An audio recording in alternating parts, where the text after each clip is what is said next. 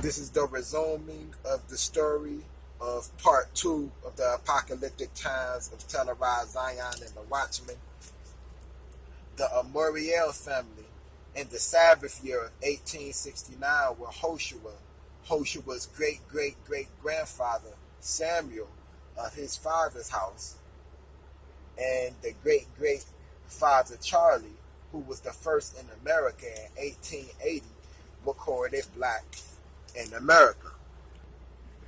Virginia passed 2 acts in November of 1682 that joined Native Americans and Africans into one racial category, Negroes and other slaves. DNA scientists claim that Cherokees are from the Middle East. The Cherokees has lived in the southeastern United States for many years. And the Cherokees developed and cultivated corn, beans, and squash, and 3 sisters along with sunflowers of other crops. Archaeological evidence are written accounts and oral history of the Cherokees themselves show the Cherokees as a mighty nation controlling more than 140,000 square miles within a population of 36,000 or more.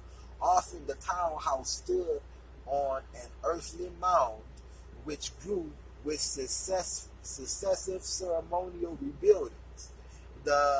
In the famous book, The History of the American Indians, 18th century explorer and trader John Adair stated that several hundred Cherokees living in the North Carolina mountains spoke the ancient Obara language that was nearly unintelligible of the Jews from England, or intelligible from the Jews of England, from Holland, and from this observation that Deer exploited a belief that all Native Americans were the descendants of the 10 lost tribes, according to the 2nd Esdras chapter 13, and according to the Lost Book of Mormon. Deer genuinely admired Native Americans and was married to a Chickasaw woman. However, his population theory was twisted during the American Revolution to something else. In the new version, the 10 lost tribes of Israel had built the thousands of mounds that dotted the landscape of the eastern North America, but the Indians had killed all of the civilized Jews, which were the American Indians. This is what was said. Frontier preachers gave sermons which demanded that their parishioners go out and slaughter the evil savages who have killed the civilized Jews. By the late 20th century, things had gone to the other extreme in North Carolina. In 1976, the North Carolina state government directed a team of professors to prove that the Cherokees had been in their state for at least 1,000 years. It was called the North Carolina History Project, and the archaeologists and the historians justified their bonus paychecks by dutifully relabeling all Native American archaeological sites in the western third of the state as Cherokee or Proto-Cherokee. The widespread Creek Indian place names were relabeled Ancient Cherokee words whose meaning have been lost.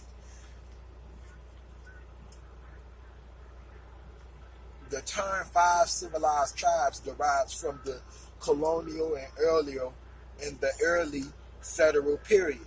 It refers to the 5 Native American nations: the Cherokee, the Chickasaw, the Choctaw, the Creek, which is the Muskogee, and the Seminole. These are the first 5 tribes that Anglo-European settlers generally considered to be civilized according to their own worldview, because these 5 tribes adopted attributes of the colonist culture. For example, Christianity, centralized governments, um, literacy, market participation, written constitutions, intermarriage, while white Americans and plantation slavery practices. The five civilized tribes that ruled from Babylon and Timbuktu, and yes, also Europa and America for thousands of years under three historical names.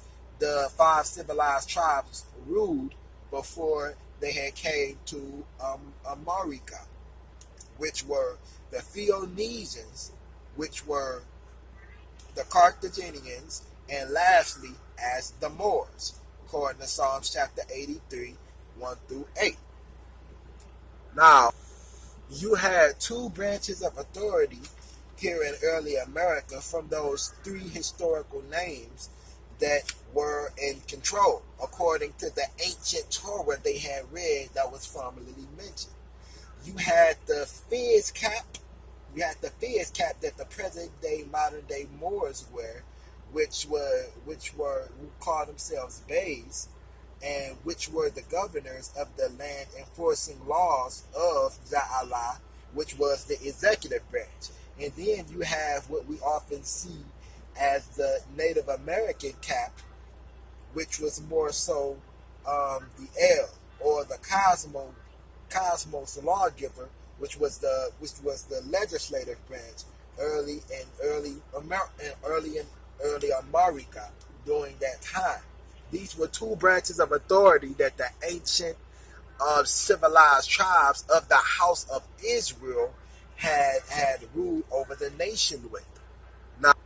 Now these were the ancient Ephraimite Moors of majority that were here in ancient America, intermingled with Judites, intermingled with Danites, intermingled with the Ephraimites and the Manassites.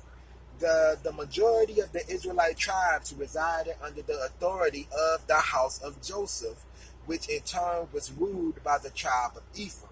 Just prior to the expulsion of the northern kingdom of Israel in 722 BC, many Moorish Ephraimites of the house of Joseph fled to Arabia, where they became known as the Bani Kwanuka tribe, where others settled in the Horn of Africa and became known as the Afar.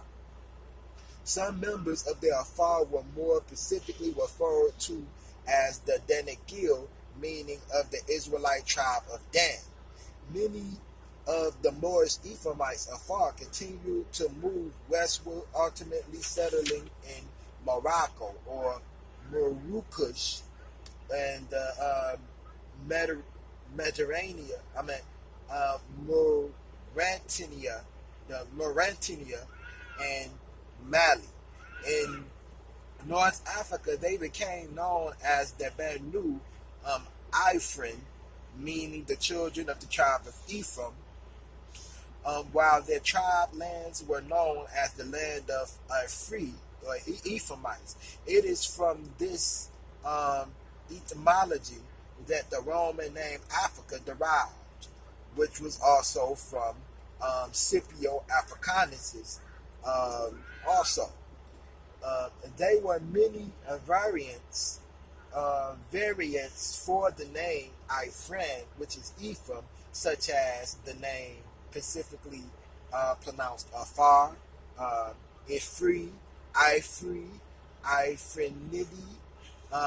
Iphorin, and Friend, and Rayfrin, and Yefrin, or Yafrin. A Moorish Ephraimite queen called the Kahina. A Moorish Ephraimite queen called Kahina is well remembered for her resistance to the Arab invasion of North Africa during the early part of the 8th century CE, which was before the transatlantic slave trade, where genocide and colonialization of the Israelite Moors from Africa to ancient America were happening. This was while you had the ancient Israelites of the Northern Kingdom were at that time when this was happening in early America, yet during that time. So a Moorish Ephraimite queen called Kahina is well remembered for her resistance to the Arab invasion of North Africa during the early part of the 8th century CE. Since North Africa, Europe, and ancient America which is where the ancient Israelites were indigenous to, while Abraham Ha-Ephriti is remembered as the first Ephraimite king of Ephraim, or Ofruni, or Ofruni. In Mauritania and Mali, the Moorish Ephraimites became known as the Bafar or the Bafur. This classification included the Mandi tribes, of which the most prominent are the Mandingo, who were also known as the Malinki and the Soniki. In 1311, Abuku Baker II, the Emperor of Mali, set sail across the Atlantic with 1,000-vessel fleet, and thus began the settlement of the house of Joseph in the Americas. The voyage is recorded by the Egyptian historian Ibn Fadlua al-Amari.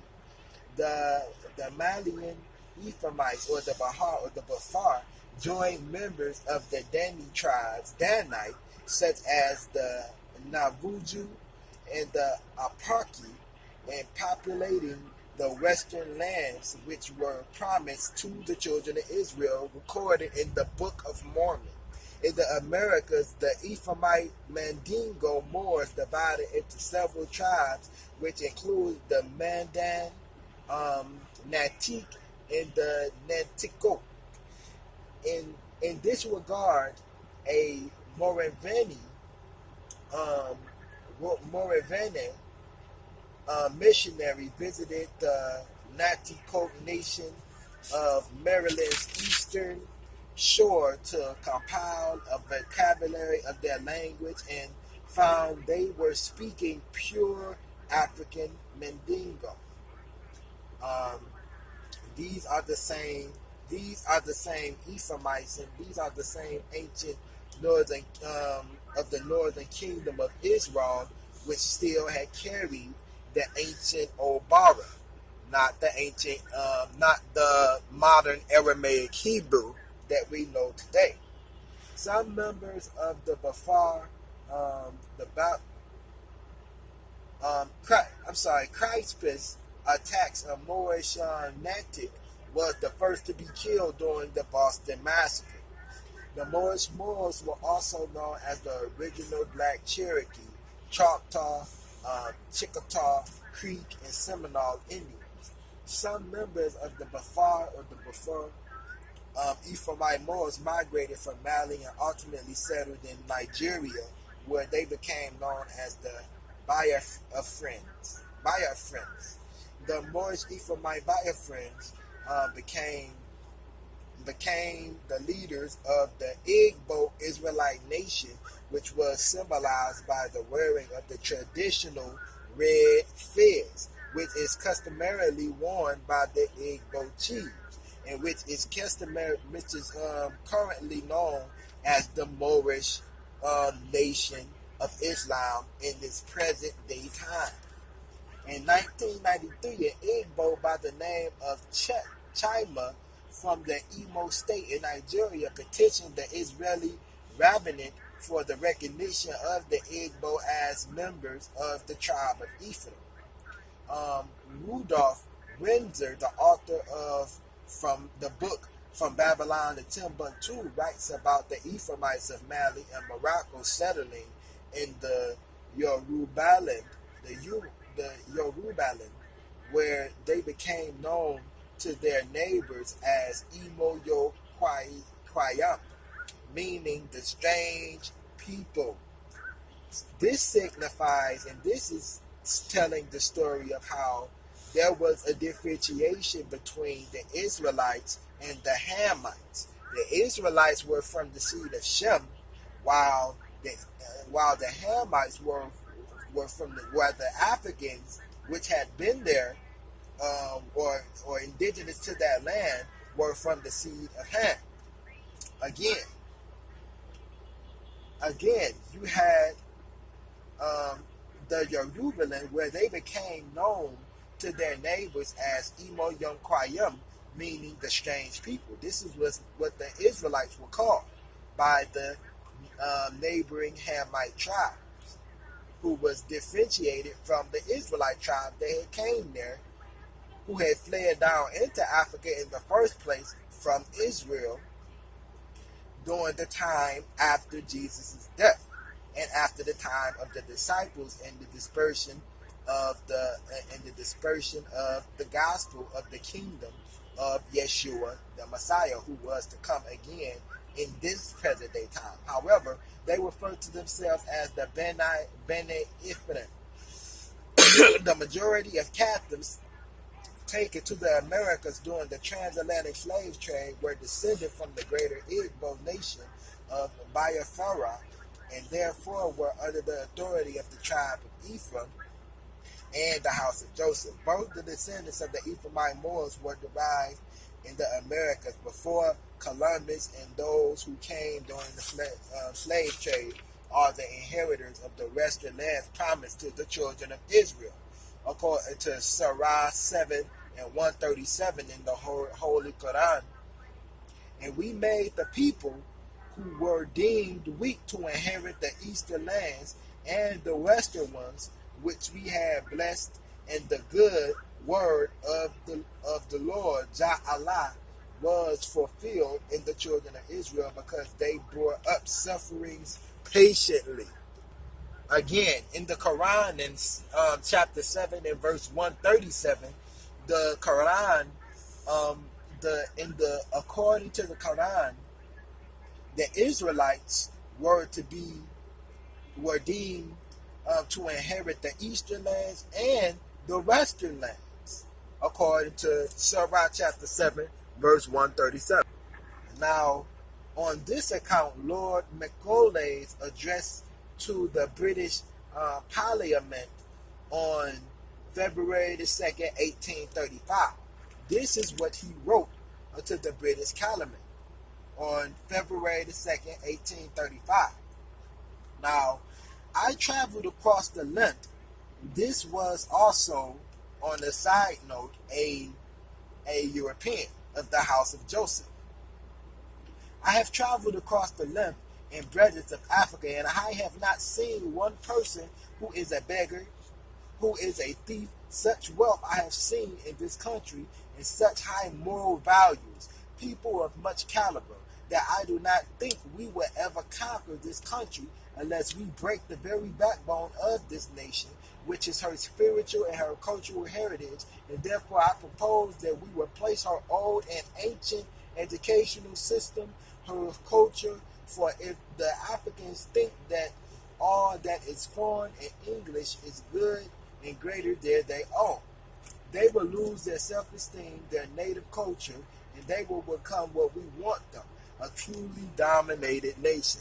This was prior to the transatlantic slave trade, while the Israelites were in Africa, northern Africa, and were called these many tribes that were priorly mentioned.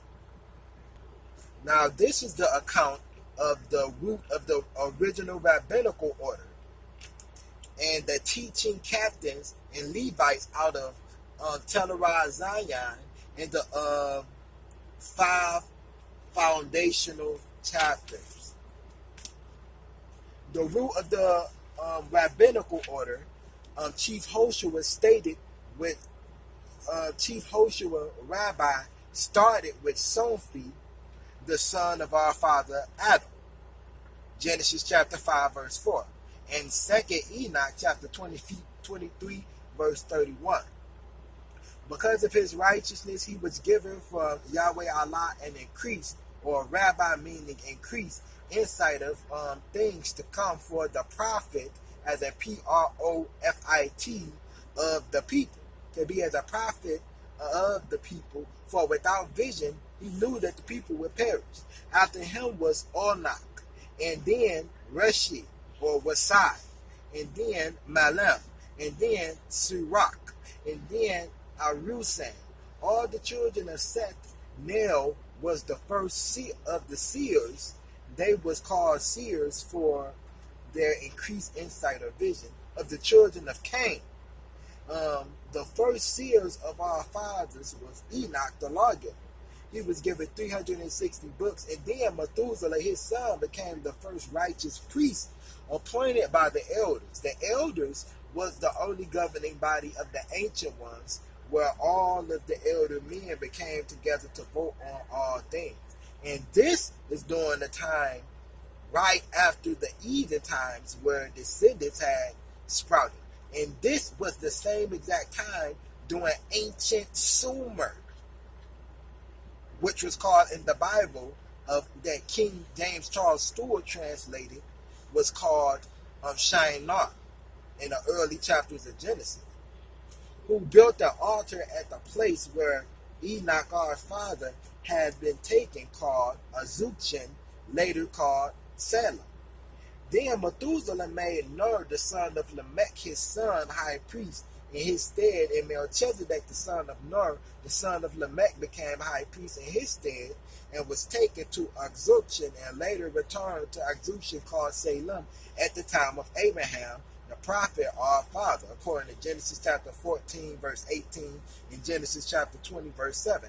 After the flood of the prophet, who was called a warner, Noah, our father, Yahweh Allah, sent Hud, the prophet, who was also a warner, to Arad, and Seli, the prophet, who was also a warner, to Thamud. And they both, the prophets or warners, Hud and Seli, came to Sodom and Gomorrah. At that time, Melchisedech, the son of Nir, who laid hands on Abraham, the prophet our father, according to Genesis chapter 14, verse 18, and Genesis 20 and 7. Later, Abraham laid hands on Isaac, and Isaac laid hands on Jacob, and Jacob laid hands on Ephraim. Again, this is the root of the original rabbinical order, and this is the story, all that was priorly mentioned. This is the story of the apocalyptic times of televised Zion and the document of the watchman. Jacob laid hands on Ephraim, and Ephraim laid hands on Tahan, and Tahan laid hands on Laden, and Laden laid hands on Aminahad, and Aminahad laid hands on Elishama, appointed as one of the first of the princes and the helpers in Israel. And Elishama laid hands on Nun, and Nun laid hands on Joshua, appointed the first captain judge of the people. So you had, from the very, very beginning, the laying of hands, or a given inheritance from one man to the other, according to Yehweh Allah and his messengers, his La'ejaka, his holy messengers from the heavens unto the earth. That was written of in the Sumerian tablets, which plays a role in its present day as a magnifying glass unto the book of Genesis. Now, you have what we call today the original rabbinical order that has been lost, but plays a significant role in the 144,000, and plays a significant role of the returning of the remnant of to Zion Tel Arad, which was the only place in all of the land of Israel where the name of Jehovah Allah has been found. But at this present time, I will read to you the teaching captains and the Levites out of Televised Zion and the original rabbinical order out of the 5 foundational chapters in the Torah. Before Moses, the man of Yahweh Allah, peace and blessings upon him, received the Torah from Sinai, He appointed a group of men to judge the people by oral laws, as in Oral, oral laws, that he taught them before he received the Torah on the mountain, since our people had always oral laws and oral traditions, which was the explanation of the original rabbinical order genealogy that we just kindly mentioned. And he taught them and placed them as captains to teach them ordinances and laws, and to show them the way wherein they must walk and the work that they must also do. Also, to be captains of thousands and captains of hundreds and captains of fifties and captains of tens, letting them judge the people at all seasons. Every small matter they shall judge, but in every great matter they came to Moses, that the spirit of Shem in him would judge, according to according to Exodus chapter 18 and verse 1.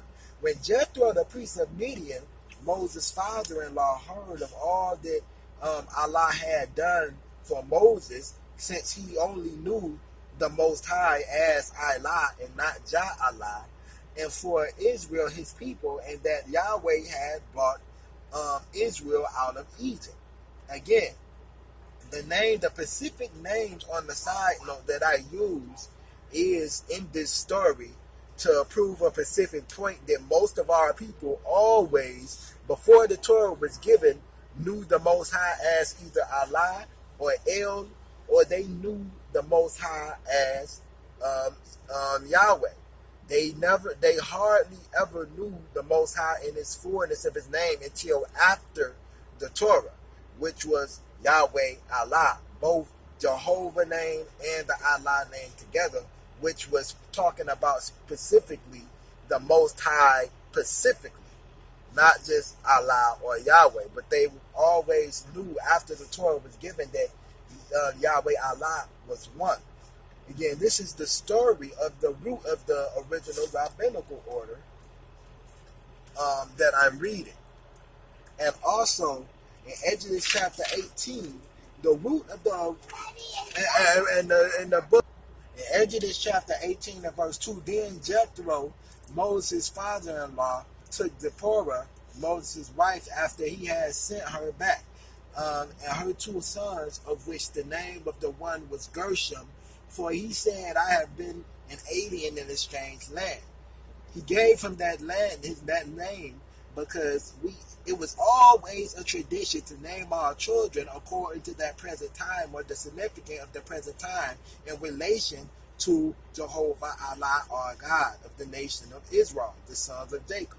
And the name of the other was Eleazar, of the sons of Moses, for the Allah of my father, he said, he was mine help, and delivered me from the sword of Pharaoh. And Jethro, Moses' father-in-law, came with his sons and his wife unto Moses in the wilderness, where he had encamped at the mount of Ja'alah, or at the mount of Allah.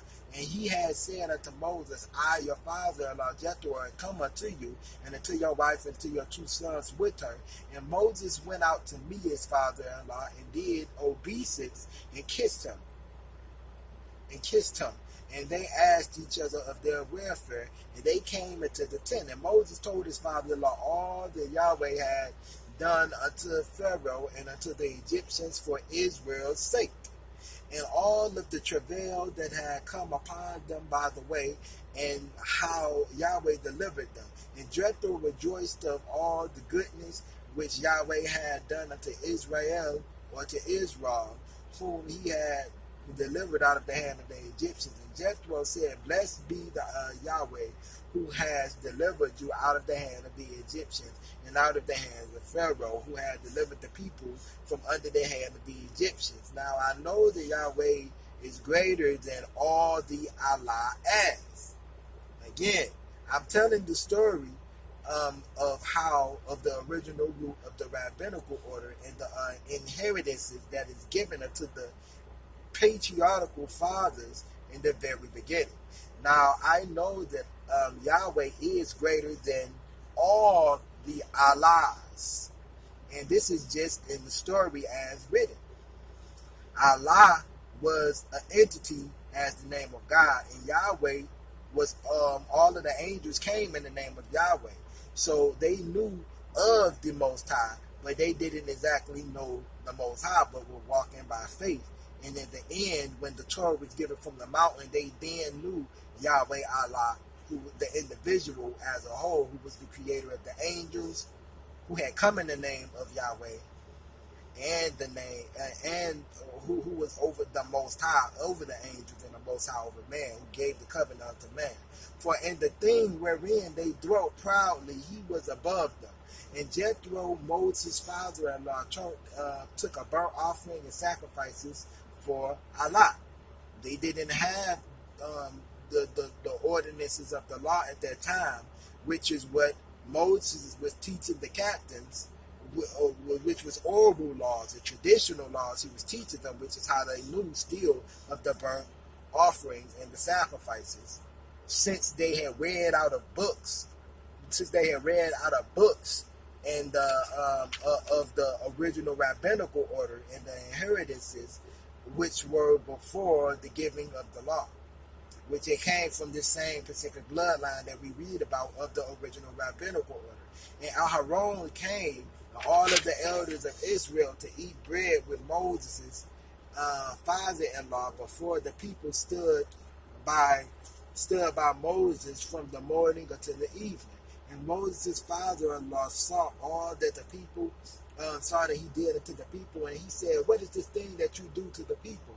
Why sittest you yourself alone, and all of the people stand by you from morning unto evening?" And Moses said unto his father-in-law, "Because the people come to me to inquire of Allah."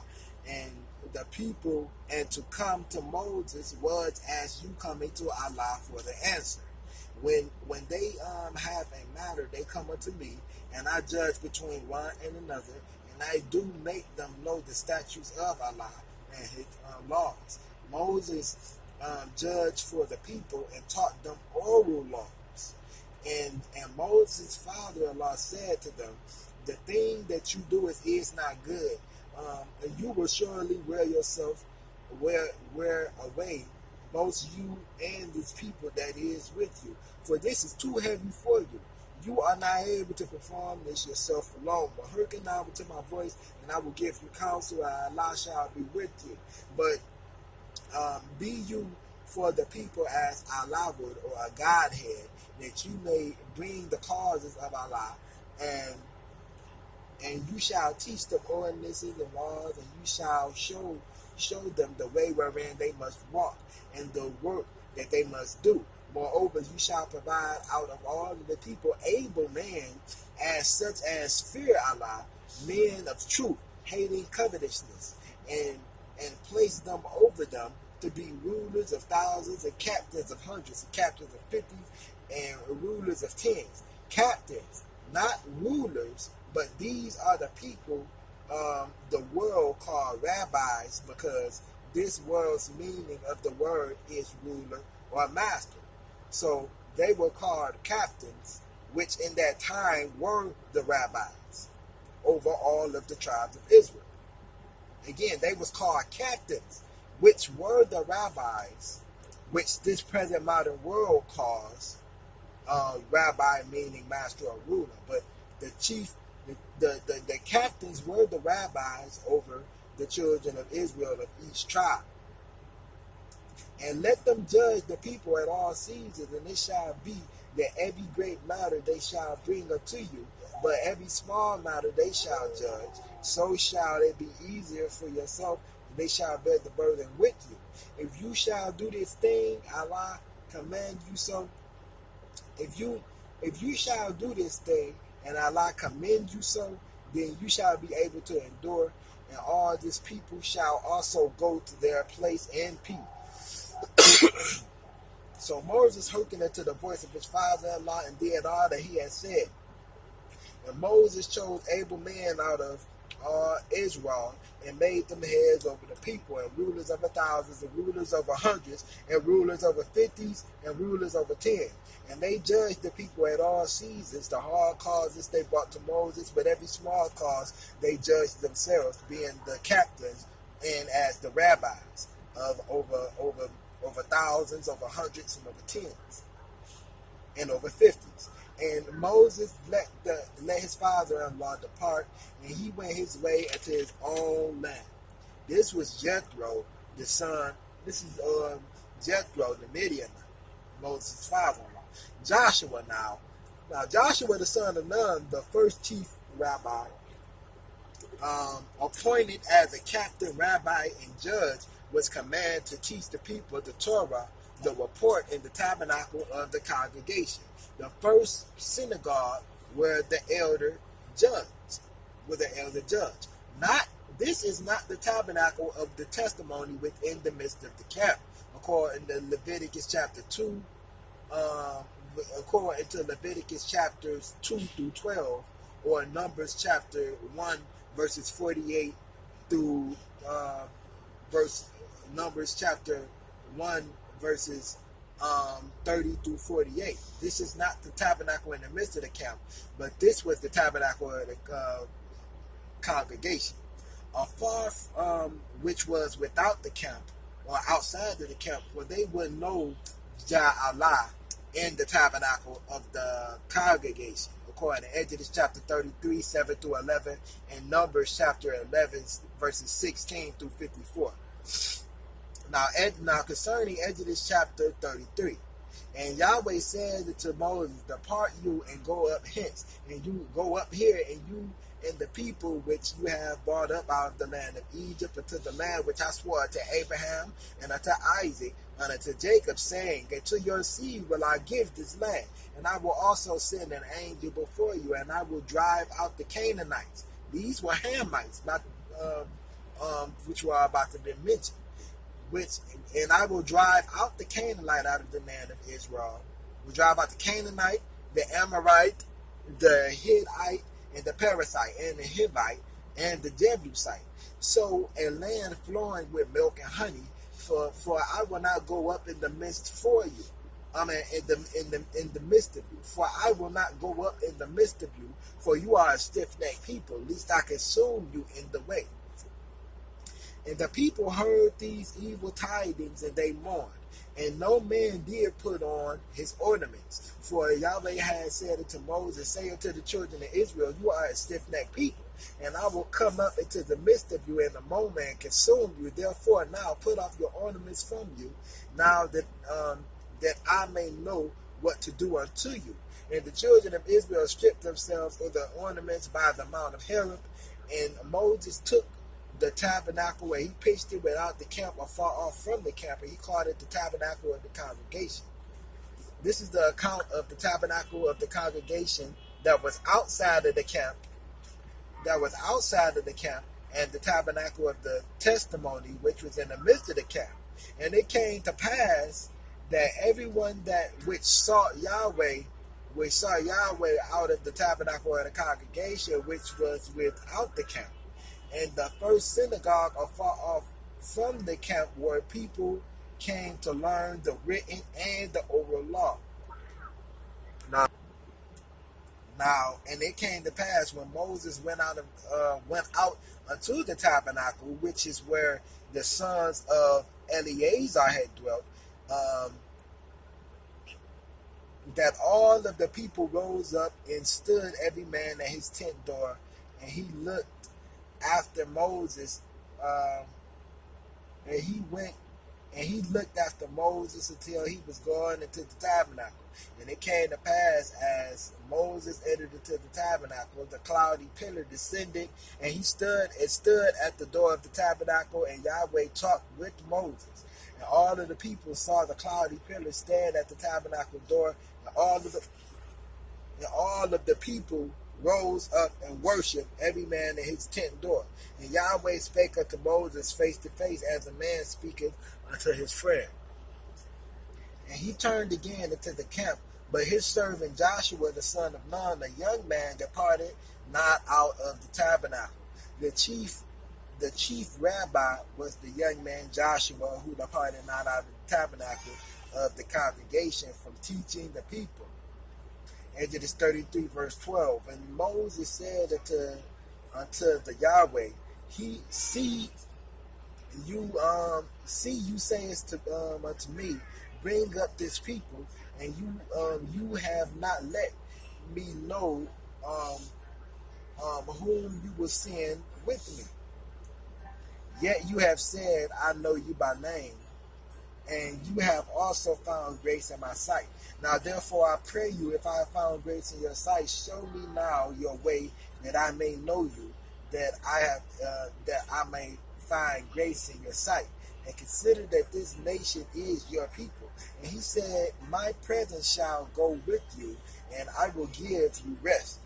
And he said unto him, if your presence go not with me, carry us not up here. Carry us not up here, for wherein shall it be known that I and your people have found grace in your sight?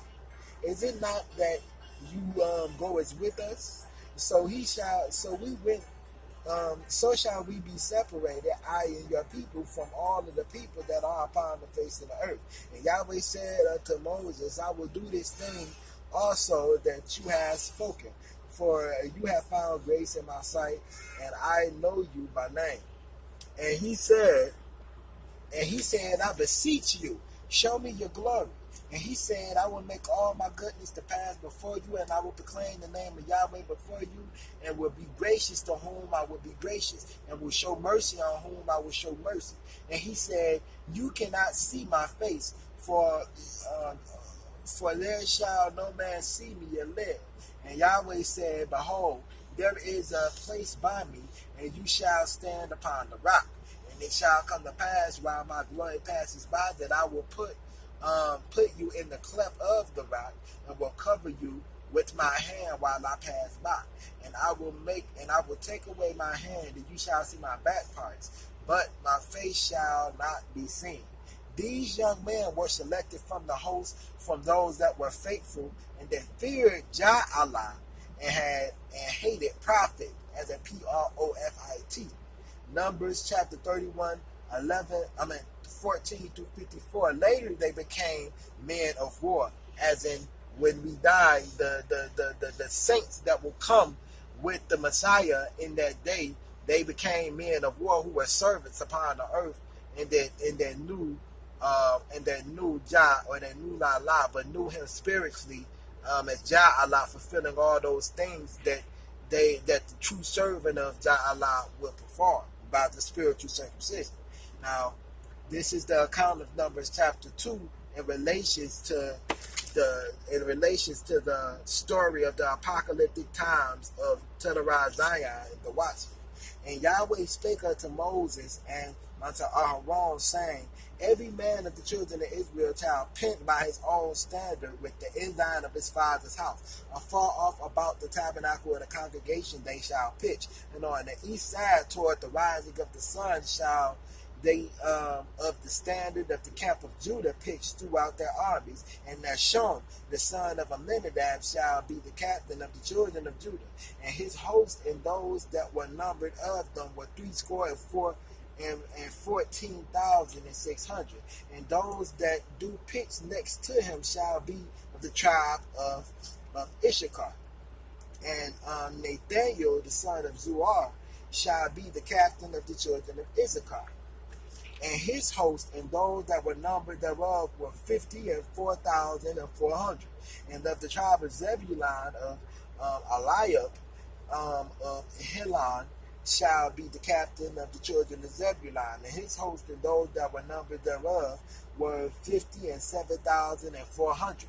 And all that were numbered in that camp of Judah were 100,000 fourscore. So that's 24, 60, 80, 180,600 and 6,400 throughout their armies. This was the side which Judah had pitched their standards. These shall set forth on the south side of the tabernacle of assembly. On the south side of the tabernacle of the congregation. On the south side shall be the standard of the camp of Reuben, according to their armies, and the captain of the children of Reuben shall be Eliezer, Eliezer, the son of Shedeur, and his host, and those that were numbered thereof were 46,500. And those which pitched by him shall be of the tribe of Simeon. And the captain of the children of Simeon shall be Shelumiel, the son of Zerishadiah. And his host and those that were numbered of them were 59,300.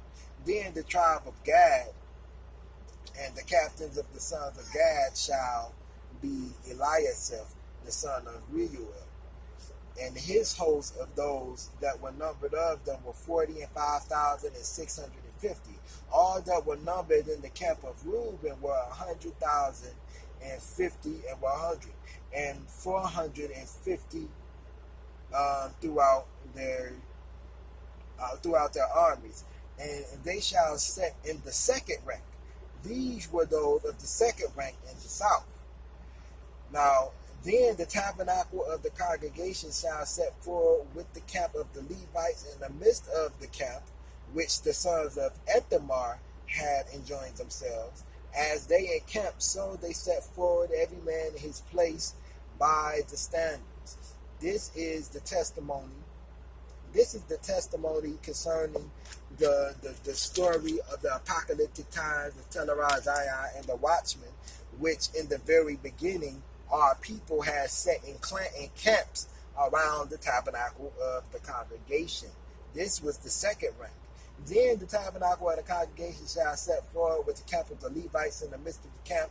As they encamp, so shall they set forward every man in his place by the standards. On the west side shall be the standard of the camp of Ephraim, of the tribe of Ephraim, according to their armies. And the captain of the sons of Ephraim shall be Elishama, the son of Amminahad, and his host and those that were numbered of them were 40,500.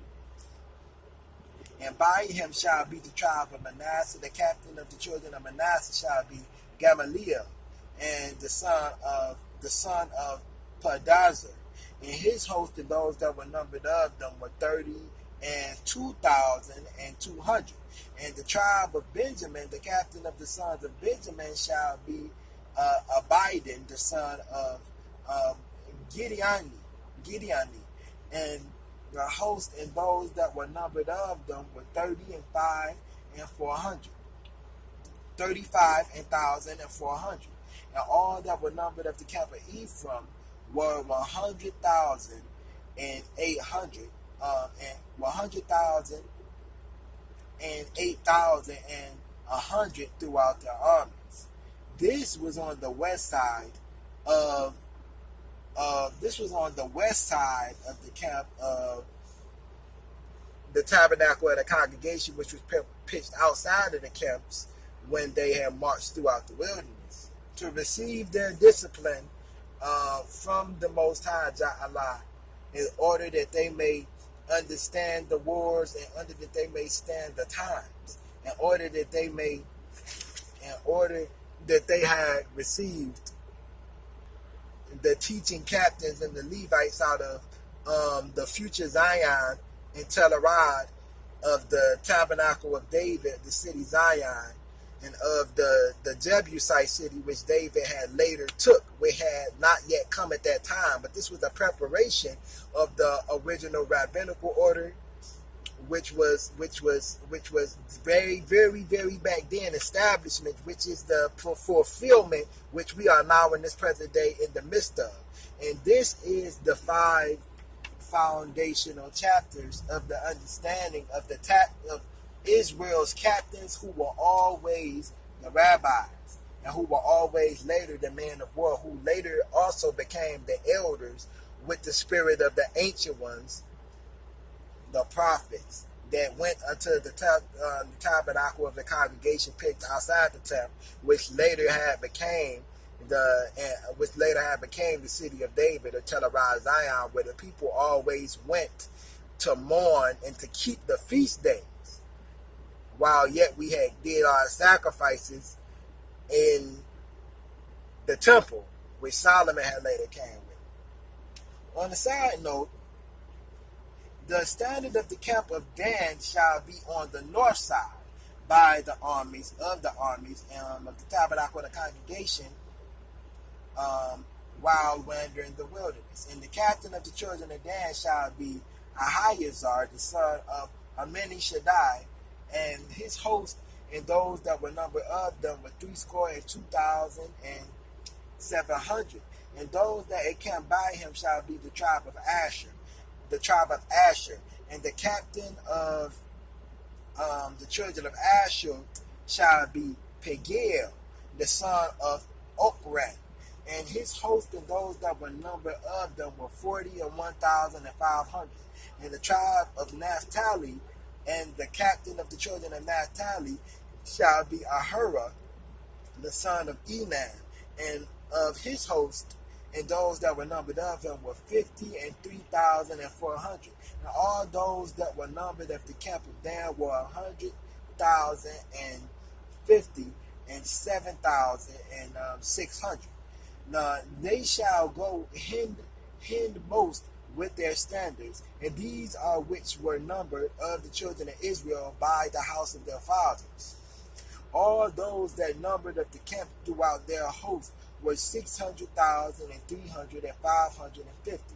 But the Levites were not numbered among the children of Israel, as Yahweh commanded Moses. And the children of Israel did according to all that Yahweh commanded Moses. So they pitched by their tents, and so they set forward everyone after their families, according to the house of their fathers. Now, concerning Numbers chapter 31. And Yahweh spake unto Moses, saying, avenge the children of Israel of the Midianites. Afterward shall you be gathered unto your people, or afterward you shall die. And Moses spake unto the people, saying, arm some of yourselves unto the war, and let them go against the Midianites, and avenge Yahweh of the Midianites. And every tribe 1,000 throughout all of the tribes of Israel, of the 12 tribes, shall you send to the war. So there were delivered out of the thousands of Israel 1,000 of every tribe, 12,000 armed of war. And Moses sent them to the war 1,000 of every tribe, them and Phinehas, the son of Eleazar the priest, to war with holy instruments and with trumpets to blow in hand. And they warred against the Midianites as Yahweh commanded Moses, and they slew all the males. And they slew the kings of Midian beside the rest of them that were slain, namely Evi, and Rekem, and Zer, and Hur, and Reba. 5 kings of Midian, Balaam, also the son of Beor, they slew with the sword. And the children of Israel took all of the women of Midian captive, and their little ones, and took the spoil of their little cattle, and all of their flocks, and all of their good. This is the avengement of Yehweh Alah on the people and nation of Midian for what they had earlier did unto the children of Israel and unto Yehweh Alah. And they burnt all of their cities wherein they dwelt, and all of their goodly castles with fire. And they took all of the spoil, and all the prey, both men and beasts. And they brought captives and the prey and the spoil unto Moses and Eleazar the priest, unto the tabernacle of the children of Israel, to the camp at the plains of Moab, which are by Jordan near Jericho. And Moses and Eleazar the priest and all of the princes of the